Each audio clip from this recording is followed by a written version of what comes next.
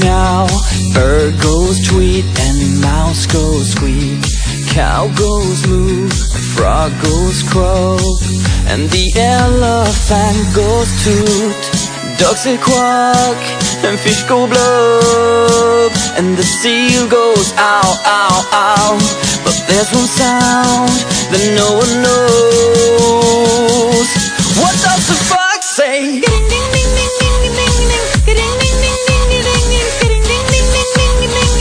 What the fox say?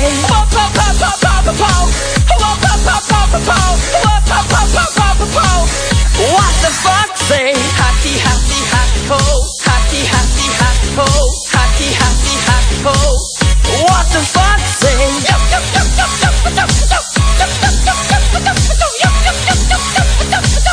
What the fox say?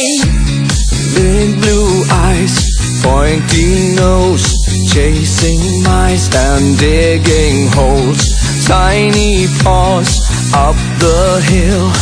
Suddenly you're standing still. Your fur is red, so beautiful, like an angel in disguise. But if you meet a friendly host, will you communicate by more? How will you speak to that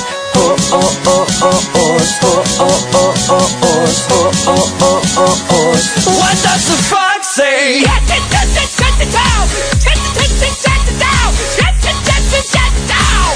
What the fox say?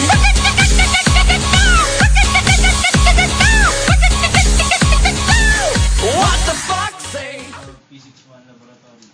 And here is my teammate, Christian Badayas.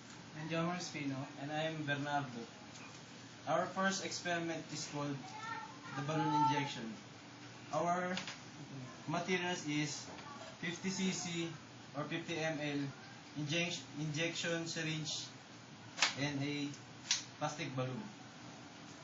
Here is Badayas for the instruction.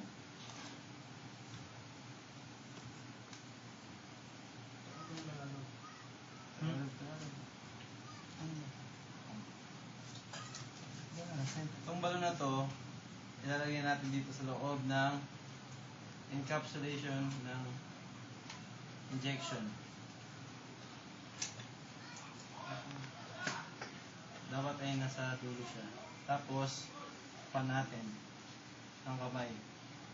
At ito yung pulling para mag ano siya ng pressure dun sa loob. Ito mangyayari dito.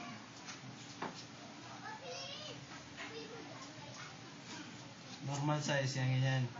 Nilagay ko dito yung kamay ko. Lumiliit siya. Kasi sa pressure, kaya lumiliit siya. Tapos pag bumalik siya, bumabalik siya sa normal size niya. Ang tawag dito ay Boyle's Law. Parang ganito. Parang malinaw. Diba? Pinapakita dyan na pag pinrest mo siya ng ganon, yung pressure ng hangin, parang umaano siya, lumiliit yung lobo at nawawala yung yung natural volume niya. Pag in-increase natin siya ulit, bumabalik siya sa natural size niya. At ayun ang explanation ng Boyle's Law. Our second experiment is all about the dancing noodles. Our materials: a glass,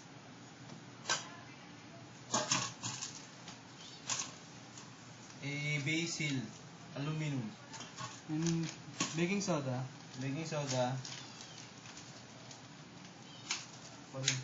coloring food or dye, Vinegar. vinegar, and And water. And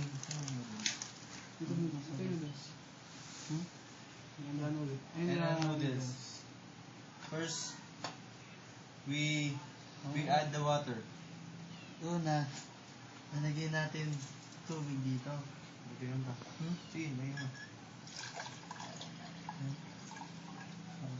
Pangalawa, vinegar. Pangalawa, yung vinegar.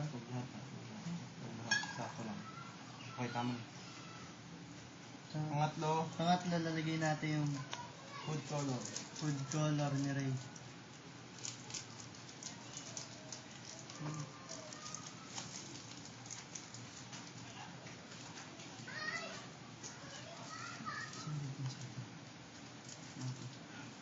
At pang-apat, lalagyan na natin yung noodles natin. Ito yung pinaka parang main ingredients natin. Dapat hindi siya gato ka, kailangan pa natin putol-putulin. Oo. Para talaga magda-dance.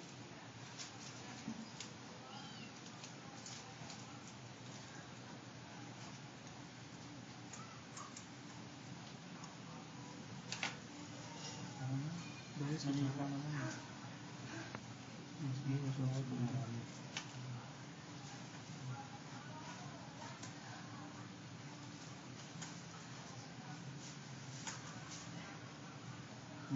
That's it. Okay, and last, And last, but not the least, the magic powder or our baking soda.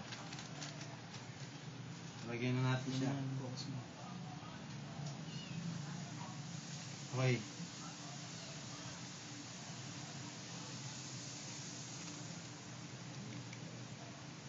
Makikita natin na ang noodles ay umaakyat dahil sa pinagsamang baking soda at vinegar na nag-create ng gas para umakyat siya. Pero ang density nito ay nanatili pa rin sa kanilang equal side.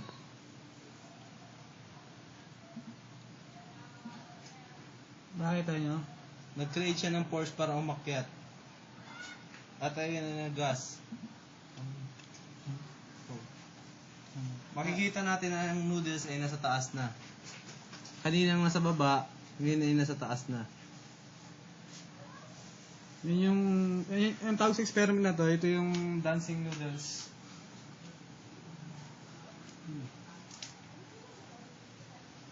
Yung baga sa physics, ito yung liquid, ano to? Liquid, isa yun, liquid ano, alam mo eh. Kasi pag nagsama ang vinegar at saka ang baking soda, nagkikreate siya ng gas. At ayun yung gas na yun, ay siya yung nag-pressure para umakyat siya. At umakyat yung mga noodles, which is pareho lang sila ng dense. Equal lang sila. Yung kanina lang bumaba kasi wala pang baking soda, siya yung nag-create ng force para umakyat. Okay.